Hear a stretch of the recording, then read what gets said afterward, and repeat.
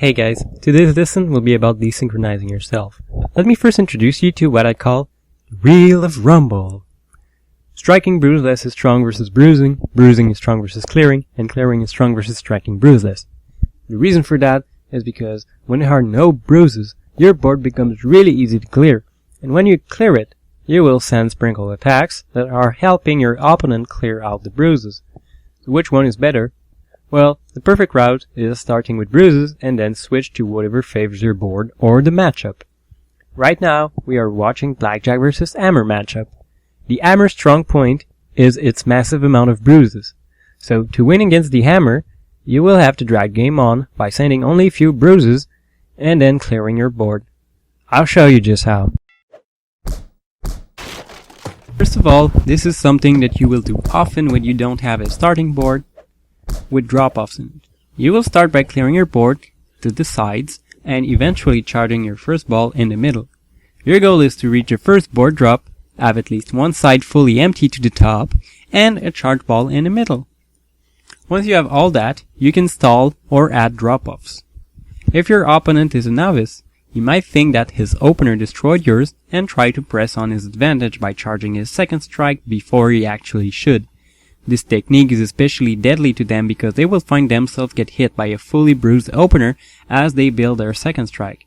But my opponent is no novice here. Now I know what you are thinking.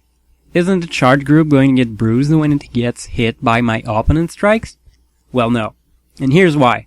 First off, you have to think of a line at the highest row with empty space on your board. Now you add in the strike 8, and as long as the result is below the actual row where you have charged balls, nothing will turn to bruises. You can check out Bluetooth Strike's calculation if you want the accurate numbers, but as long as you remember that 3 charges strikes have an 8 of 2, 4 and 5 charges strikes have 8 of 3, and 6 charges strikes have 8 of 4, then you should be able to play this technique at eye level. Now, when your opponent sends you his opener is when you will want to start charging your second and third group.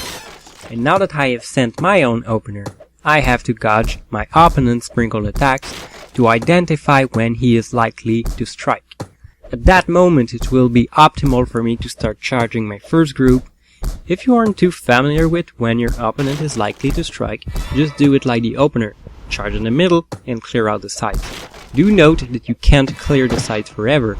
If your opponent is building 6 charges plus, then you should punish him with 3 charges.